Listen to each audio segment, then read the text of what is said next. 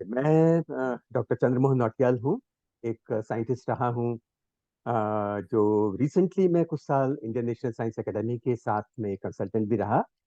लेकिन उससे पहले 2016 तक 1985 से मैं Birbal Sahni institute of value sciences Lucknow में साइंटिस्ट था।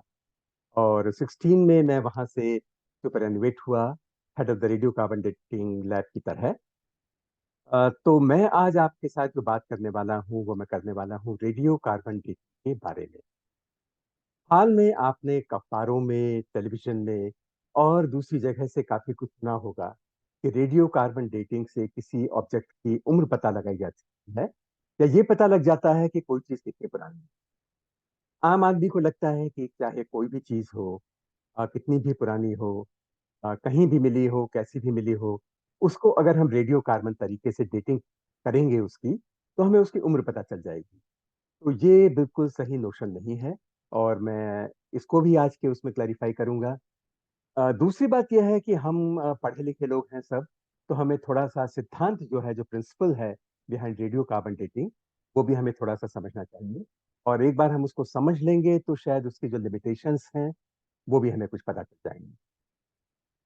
जैसा कि नाम से जाहिर है, रेडियो कार्बन ये दो शब्दों से मिलकर बना है। इसके दो पार्ट्स हैं। रेडियो, जिसका अर्थ है रेडियो एक्टिव, और कार्बन, यानी जो कार्बन जैसा हम जानते हैं, जो ग्रेफाइट भी कार्बन से बनता है, जो डायमंड है, हीरा है, वो भी कार्बन से बनता है।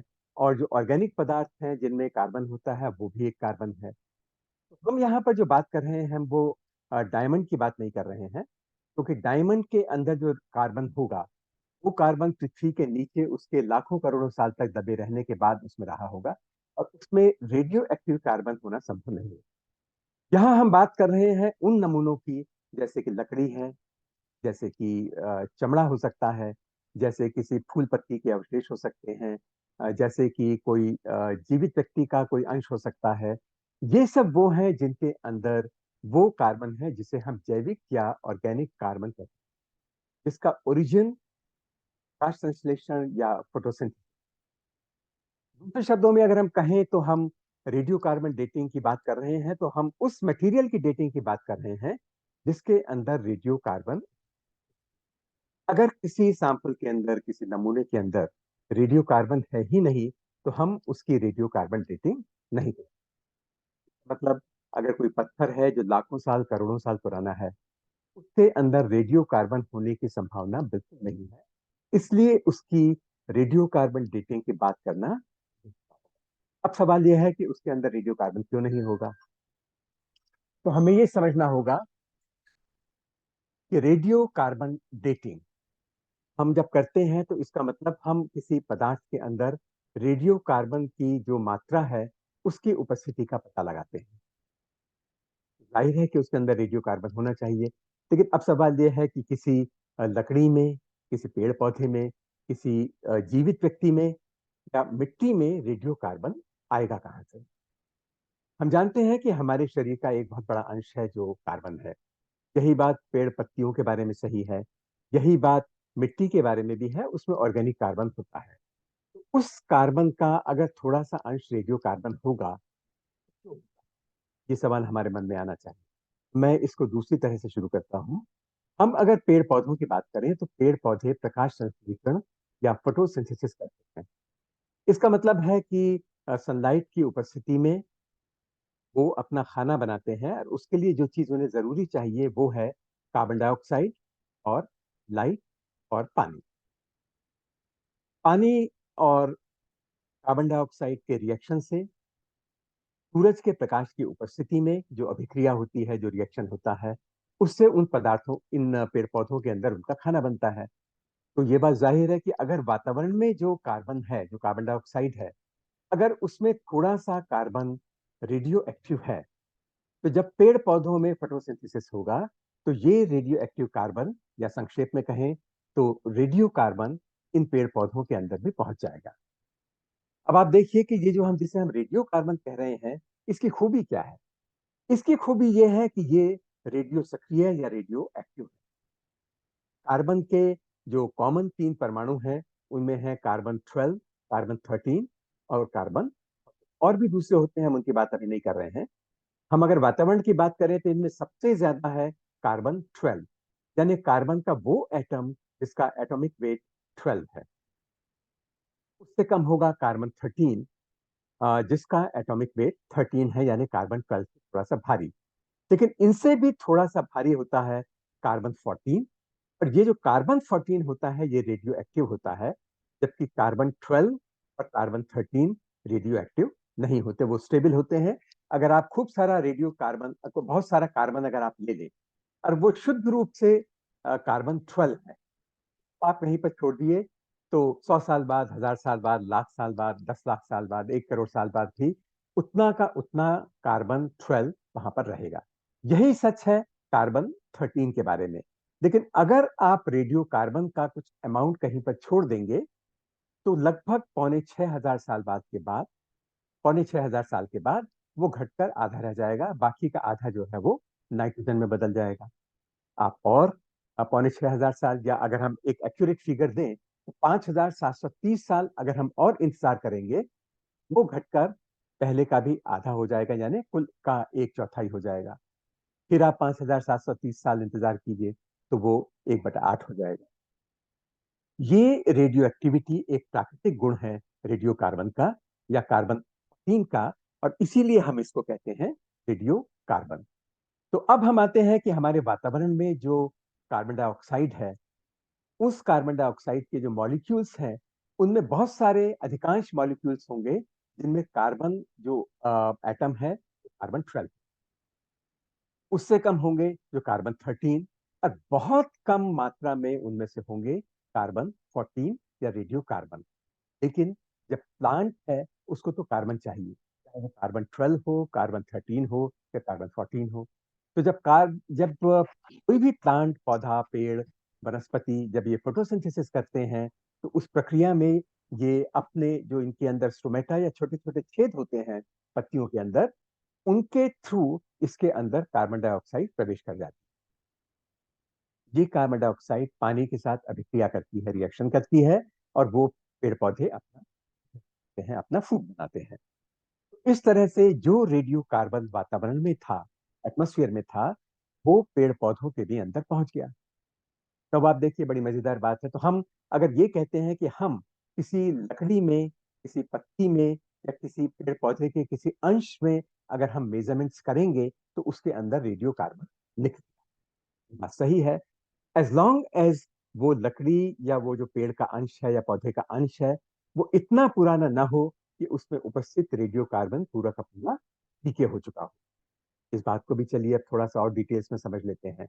जब तक पेड़ जिंदा है वो कार्बन डाइऑक्साइड को कंज्यूम करता रहेगा और उसके अंदर उसका फूड बनता रहेगा, और उस पेड़ पौधे के अंदर रेडियो कार्बन या कार्बन 14 पहुंचता एक्टिवेट होता रहेगा। लेकिन क्योंकि रेडियो कार्बन की प्रकृति है रेडियो एक्टिव डीके की, ये प्राकृतिक रूप से बदलता जाता है नाइट्रोजन 14 में। तो रेडियो कार्बन अगर हम कहीं पर छोड़ देते हैं तो जैसा मैंने पहले भी कहा था, उसकी मात्रा कम होती जाएगी। तो पेड़ पौधों के अंदर जो रेडियो कार्बन पहुंचा था उसकी मात्रा कम भी होती जाएगी। लेकिन उसके साथ साथ में क्योंकि वो लगातार वातावरण से कार्बन डाइऑक्साइड ले रहा है जिसके अंदर रेडियो कार्बन है, तो उसकी मात्रा बढ़ती भी जाएगी। तो बढ़ना और घटना ये आपस में बैलेंस हो जाते हैं। जब तक पेड़ पौधे जिंदा हैं उसके अंदर एक सर्टेन लेवल रेडियो कार्बन का, आई थिंक ये बात आप क्लियर समझ में आ गई होगी कि किसी भी पेड़ पौधे को हम दें उसके अंदर एक सर्टेन लेवल रेडियो कार्बन का है। लेकिन जिस दिन वो पेड़ पौधा मर जाएगा, उदाहरण के लिए वो उखड़ जाए या मर जाए या उसको हम काट दें, तो उस दिन से उसमें जितना एक्यूमुलेटेड नेट रेडियो कार्बन है उसकी मात्रा कम होनी शुरू हो जाएगी, कम होता जाएगा। रेडियो एक्टिविटी के सिद्धांत के अनुसार वो एक्सपोनेंशियल लॉ से की मात्रा कम होती चली जाएगी। और अब उसमें वातावरण से कोई रेडियो कार्बन ऐड नहीं हो रहा है। अर्लियर जो लॉस था वो रेडियो कार्बन जो वातावरण से आ रही थी उससे बैलेंस हो रहा था, तो एक लेवल मेंटेन। अब वो लेवल नहीं मेंटेन हो रहा है, वो धीरे धीरे कम होता जा रहा है। तो अब आप देखिए हमारे पास एक बहुत बड़ा औजार आ गया, बहुत बड़ा हथियार आ गया। अगर हम किसी मरे हुए पेड़ की टहनी या पत्ती या किसी उसके अंश के अंदर हम रेडियो कार्बन का मेजरमेंट करें तो अगर वो रेडियो कार्बन उतना ही है जितना कि एक जिंदा पेड़ में कंसंट्रेशन उसका होना चाहिए था, तो हम निष्कर्ष निकालेंगे कि ये पेड़ अभी अभी मरा है। लेकिन अगर उस रेडियो कार्बन की मात्रा आधी हो गई है, तो हम समझ जाएंगे कि ये करीब 5730 साल पहले मरा है, क्योंकि इतने टाइम के अंदर इसमें उपस्थित रेडियो कार्बन की मात्रा आधी हो गई। अगर उसके अंदर एक चौथाई है, तो इसका मतलब है कि उससे दुगना समय, यानी 5730 साल से दुगना समय, करीब 11,500 साल बीत चुके हैं। अगर 1/8 है, तो 3 हाफ लाइफ बीत चुकी हैं। हाफ लाइफ हम इसको क्यों कह रहे हैं? क्योंकि 5730 साल में रेडियो कार्बन की मात्रा आधी हो जाती है। अगले 5030 साल में उसकी आधी हो जाती है। अगले 5730 साल में उसकी भी आधी हो जाती है। और ये प्रक्रिया लगातार चलती रहती है। अगर आप थोड़ा सा भी आगे बढ़ेंगे तो आप देखेंगे कि 7-8 हाफ लाइफ के बाद, यानी करीब करीब 50,000 साल के बाद, जो उसमें जितना भी रेडियो कार्बन था, के करीब करीब जीरो हो गया होगा। हम उसे मेजर नहीं कर सकते। तो अगर हमें कोई पेड़ पौधा या उसका कोई अंश हमें मिलता है जिसके अंदर रेडियो कार्बन का लेवल जीरो है, तो हमारा इंफेरेंस होगा कि इस पेड़ पौधे की मौत 50,000 साल या उससे पहले हुई। इससे ज्यादा हम कुछ नहीं कहते। लेकिन अगर, जैसा मैंने पहले कहा, अगर उसमें रेडियो कार्बन की मात्रा वर्तमान पेड़ पौधों में जितना रेडियो कार्बन है उससे आधा है उसका कंसंट्रेशन, तो वो 5730 साल पुराना है। चौथाई है तो 11,500 साल पुराना है, and so on. This is the basic principle on which radio carbon dating works. Now the question which comes in your mind is कि पेड़ पौधों की बात तो ठीक है, लेकिन जानवरों के अंदर रेडियो कार्बन कहाँ से आएगा?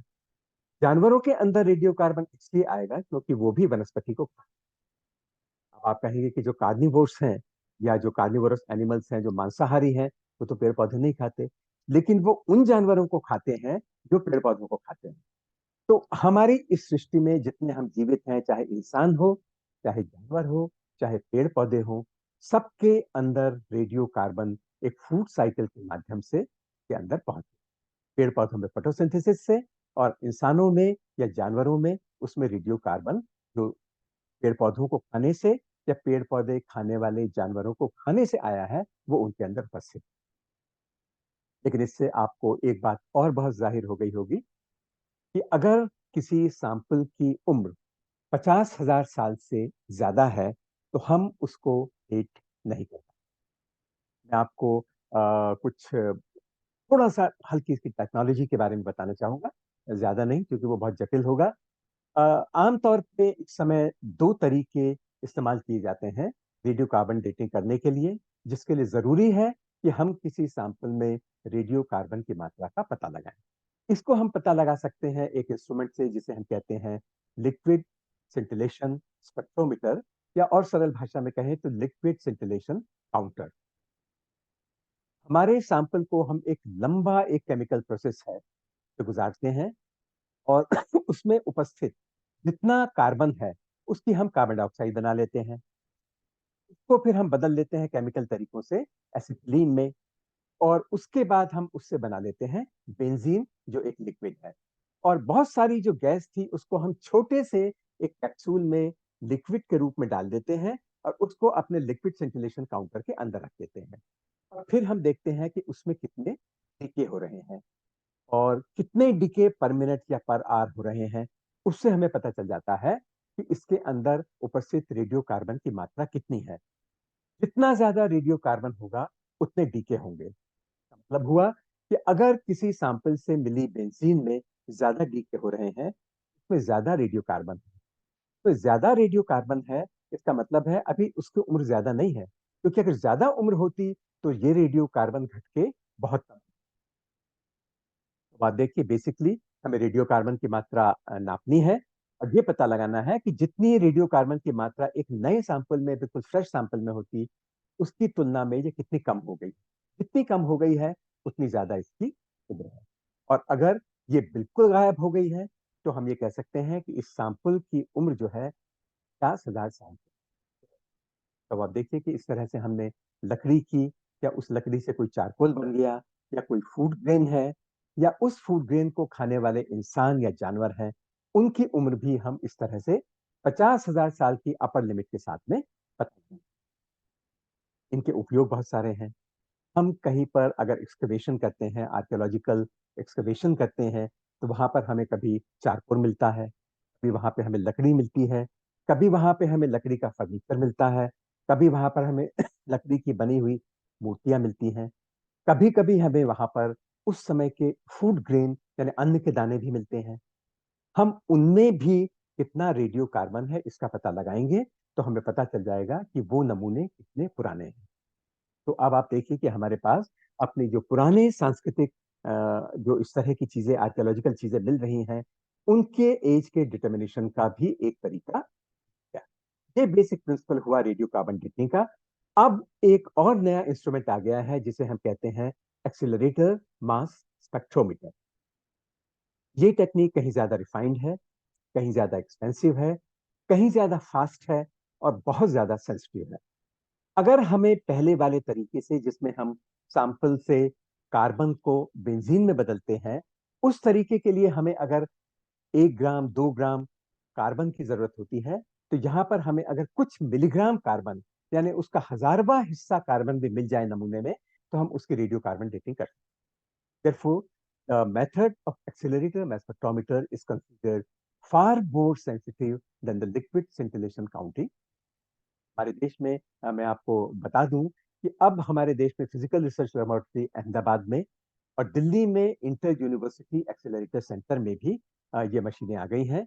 बॉम्बे यूनिवर्सिटी में भी ये मशीन आ गई है, और दिल्ली में और अहमदाबाद में ये फुल्ली अभी फंक्शनल है। और इनसे कुछ मिलीग्राम का कार्बन सैंपल भी अगर आपके पास है, तो आप उस सैंपल की, उस नमूने की डेट निकाल सकते हैं। आपको पता चल जाएगा कि ये कितना पुराना है। लेकिन यहाँ पर एक छोटा सा राइडर भी है। राइडर क्या है? राइडर ये है कि अगर आपने फर्नीचर के किसी टुकड़े की डेटिंग की और उसकी डेट निकल के आई माना 5,000 साल, तो इसका मतलब ये नहीं हुआ कि ये फर्नीचर 5,000 साल पहले बना था। इससे हमें केवल इतना पता चलता है कि जिस लकड़ी से ये फर्नीचर बना है, वो लकड़ी जिस पेड़ की है, वो पेड़ 5,000 साल पहले कट गया था या मर गया था या उखड़ गया था। अर्थात में वातावरण से रेडियो कार्बन आना बंद हो गया था, उसके अंदर फोटोसिंथेसिस बंद हो गया था।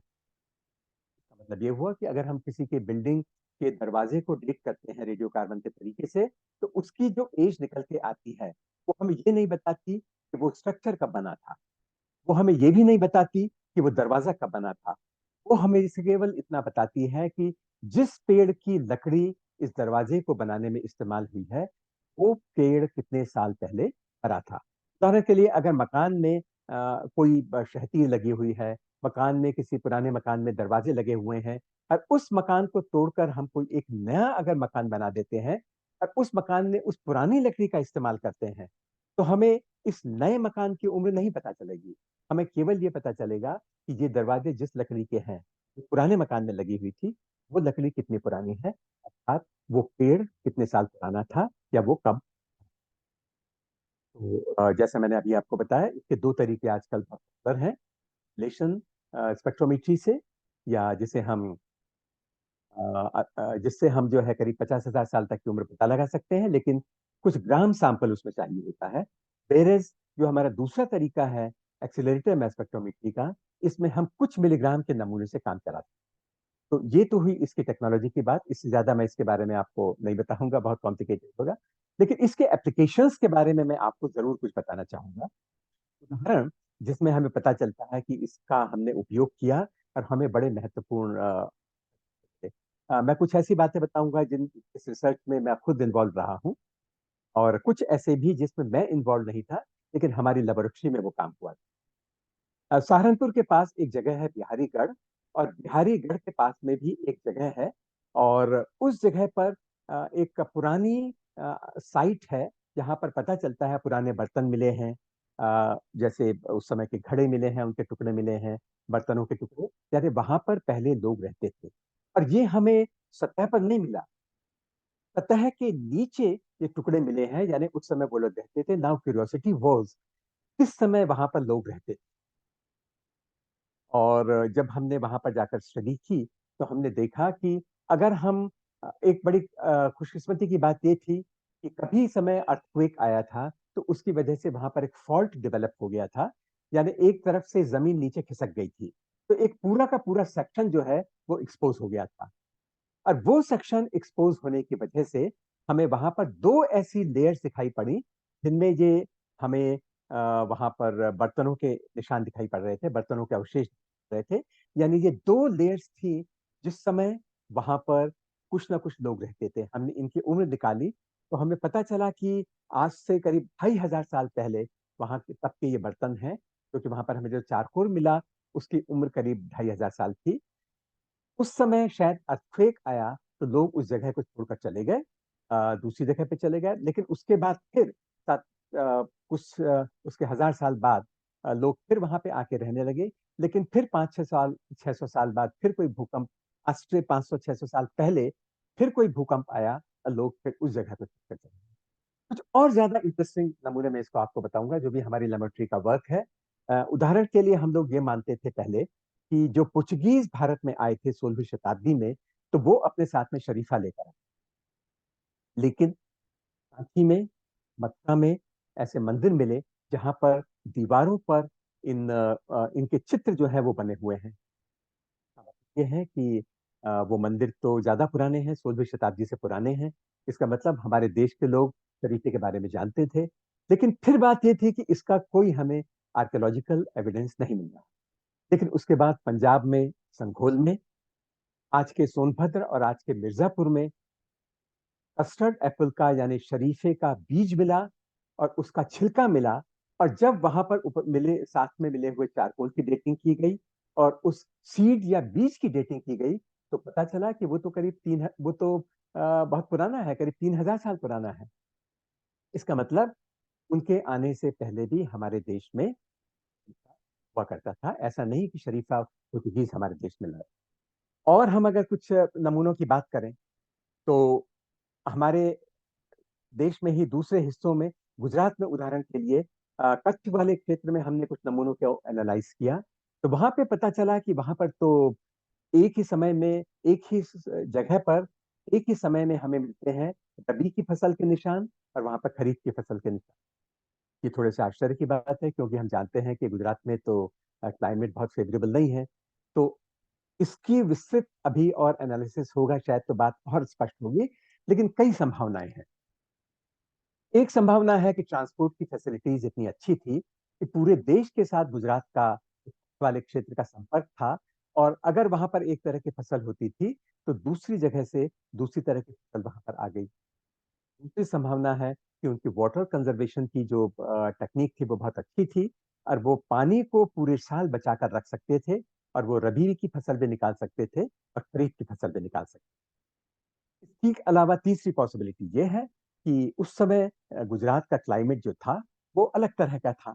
तो ये इस तरह से बड़ी इंटरेस्टिंग चीज यहाँ पर निकल के आई, जिसके बारे में हम लोग बात कर रहे हैं। अगर हम विदेशों की बात करें, विदेशों में बहुत पुराने जो गुफाएं हैं उन गुफाओं के अंदर चित्र मिले हैं जिन्हें आदि मानव ने बनाया था। और जब आदि मानव के चारकोल से बनाए हुए चित्रों से खुरच खुरच कर उस चारकोल को निकाला गया और उस चारकोल की एक्सेलरेटर मास स्पेक्ट्रोमीटर की विधि से डेटिंग की गई, तो आपको आश्चर्य होगा कि वो डेट जो है वो 3000 साल के आसपास चल कर आई। इसका मतलब इतने 30,000 साल के आसपास निकल कर आई, और इसका मतलब है कि इतने साल पहले मानव वहां पर गांव के अंदर जाकर चित्र बनाया करता। हमारे देश में भी मैं यूपी की जो अ, एक कमेटी बनी थी रॉक आर्ट के डॉक्यूमेंटेशन के लिए, मैं उसका कन्वीनर रहा हूँ, कोऑर्डिनेटर रहा हूँ।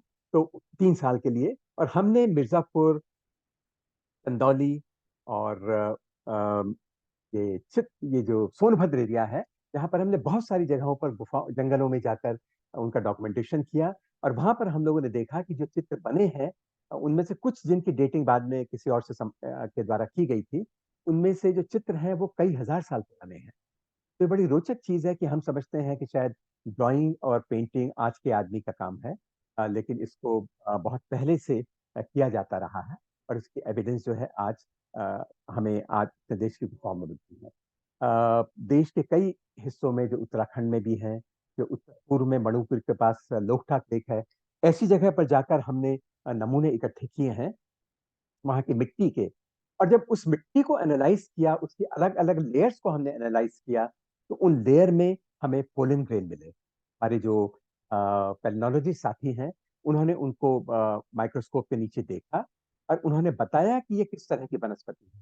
लेकिन हर तरह की वनस्पति हर तरह की जलवायु में नहीं हो सकती। तो हमने उसमें ये ऑब्जर्व किया कि जब हम नीचे के सैंपल को देखते हैं, फिर उसके ऊपर के सैंपल को देखते हैं, फिर उससे ऊपर को सैंपल को देखते हैं, तो उनमें वनस्पतियों में परिवर्तन हो रहा है। एक जगह हमें वो वनस्पति मिलती हैं जो नम या मॉइस्ट कंडीशंस में मिलती थी सकती हैं।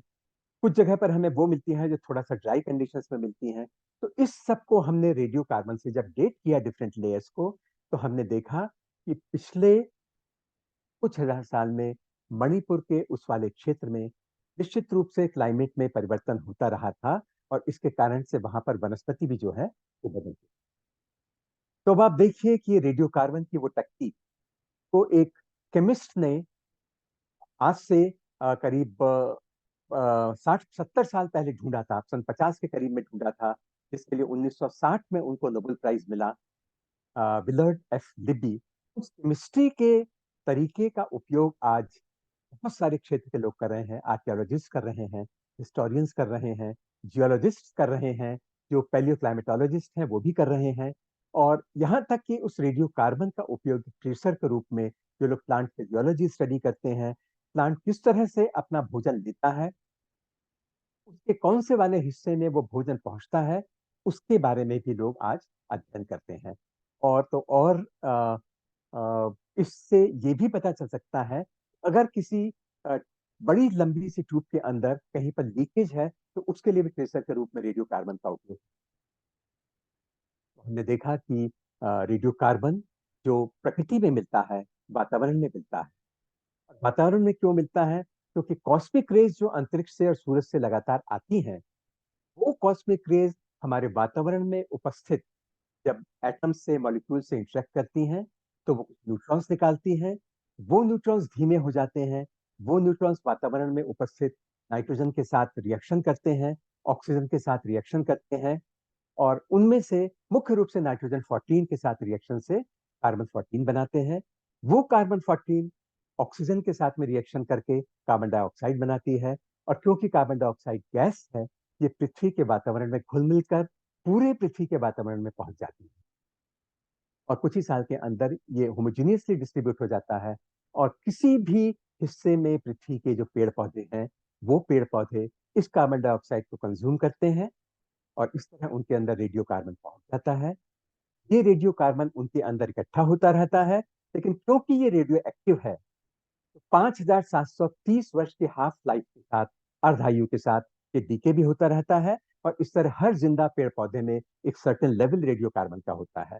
उनके मरने के बाद रेडियोकार्बन का लेवल ये कम होता जाता है और आज उस जब पेड़ के किसी अंश को या उस पेड़ से के नीचे दब जाने से बने चारकोल को हम लैब में ले जाकर उसमें रेडियोकार्बन मेजर करते हैं, तो वो कितना कम हुआ है, इससे हमें ये पता चल जाता है कि वो सैंपल कितना पुराना है। जितना कम रेडियोकार्बन उसमें बचा है, वो सैंपल उतना पुराना है। और इन सब का उपयोग आर्कियोलॉजिकल चीज़ों के बारे में होता है। हाँ, आर्कियोलॉजी में जो ऐसे पत्थर हैं, जिनकी उम्र 50,000 साल से पुरानी होगी, उनके रेडियोकार्बन से हम डेटिंग नहीं कर सकते। ऐसे कोई पत्थर जिनके अंदर रेडियोकार्बन हो ही नहीं सकता, उनकी भी हम डेटिंग नहीं कर सकते। लेकिन बहुत सारे ऐसे दूसरे ऑब्जेक्ट्स हैं, चमड़ा है, अन्न के दाने हैं, पत्तियों के अवशेष हैं, तने के अवशेष हैं, छाल के अवशेष हैं, चमड़ा है, हम लोगों की या जानवरों की हड्डियाँ हैं, इन सब की डेटिंग रेडियोकार्बन के तरीके से पॉसिबल है, अगर उनकी उम्र 50,000 साल से कम हो। तो आई होप कि आप लोगों को रेडियोकार्बन का जो बेसिक प्रिंसिपल है, वो इसी से आया होगा। आपको ये भी पता चला होगा कि बार-बार जब किसी पुराने स्ट्रक्चर की डेट निकालने की बात होती है, तो लोग रेडियोकार्बन की बात क्यों करते हैं? और सच्चाई ये है कि अगर हम अपने आर्कियोलॉजिकल ऑब्जेक्ट्स की बात करें, तो दुनिया में जितने आर्कियोलॉजिकल ऑब्जेक्ट्स की डेटिंग हुई है, अधिकांश की डेटिंग रेडियोकार्बन के तरीके से की गई है। और जैसे मैंने आपको बताया कि लखनऊ में बीरबल साहनी पुराविज्ञान संस्थान, Birbal Sahni institute of value sciences, जहाँ मैं करीब 31 वर्ष तक था, वहाँ से मैं रेडियोकार्बन प्रयोगशाला के साइंटिस्ट इंचार्ज के रूप में सुपरिनटेंडेंट हुआ। उस संस्था में अहमदाबाद की फिजिकल रिसर्च लेबोरेटरी में, जहां मैं बीएसआईपी में आने से पहले एक दूसरी लैब में था, और दिल्ली में जो आईयूएसी है, या इंटर यूनिवर्सिटी एक्सेलरेटर सेंटर, वहां पर रेडियो कार्बन डेटिंग आज भी इन तीनों जगहों पर होती है। और पूरे देश के जो जियोलॉजिस्ट हैं, आर्कियोलॉजिस्ट हैं, या हिस्ट्री के लोग हैं, या पैलियोक्लाइमेटोलॉजी में काम करने वाले लोग हैं, ये सब अपने सैंपल्स लिए इनको अप्रोच करते हैं। जिनमें आर्कियोलॉजिकल सर्वे ऑफ इंडिया भी है, इनमें जियोलॉजिकल सर्वे ऑफ इंडिया भी है, इनमें यूनिवर्सिटीज में फैले हुए बहुत सारे in short time was the basic principle and applications of carbon dating. Hope this makes this concept clearer in your mind. If there are any questions, I'll be very happy. Thank you.